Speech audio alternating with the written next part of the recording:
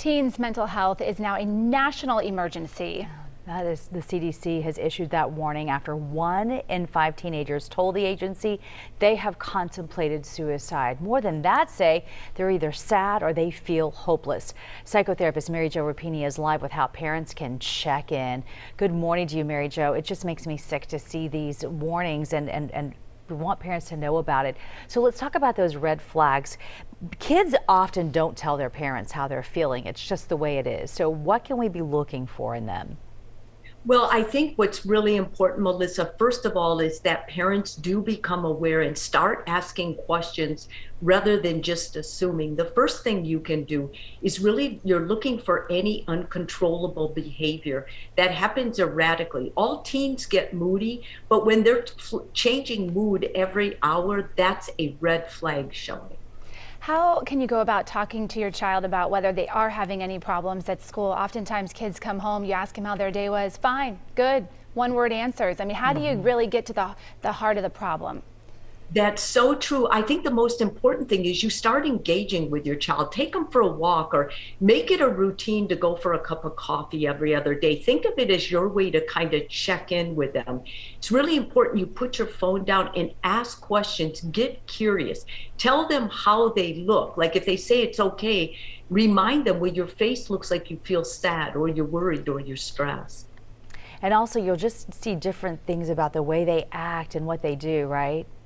That's right. And I mean, a lot of times most teens want to look good for their peers. If their hygiene starts going downhill or they're covering up, they're wearing long sleeve shirts, they could be self-cutting or doing something that makes them feel bad. Teens want to look good for other teens, and when they don't, it's significant that there's something going on. You also say a total just lack of interest maybe in things that they previously enjoyed doing. That's right. If everything begins blah or there's just no response, they're really not engaged anymore, it's time to take your child in check.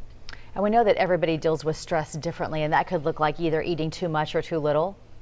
Absolutely. They can put on weight, they can eat everything, or they can start starving themselves because they don't like their body, they don't like themselves. It's a cry for help.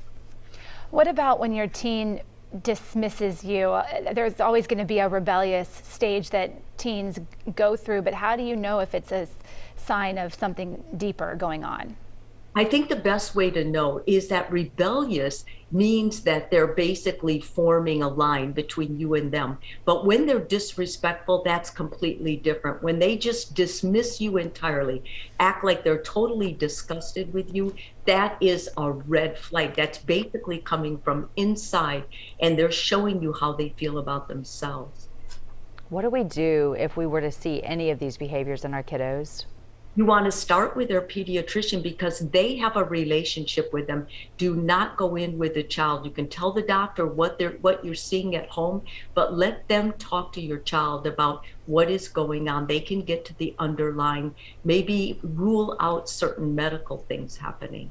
And then they can also refer you then to the proper mental health counselor if needed, right? That's right. The counselor is going to be able to form a relationship, talk with your child at their level, and then the counselor will make the call whether or not they think your child should go on meds. And listen to them, work with the child's therapist, but don't be with the therapist and the child. This is your child's time to really get on the side of someone professional that they can talk to about how they really feel. Well, it's such a prevalent problem right now, Mary Jo. Thank you for taking time to walk us through this and just make us all aware of what's happening. Appreciate your help. Thank you very much.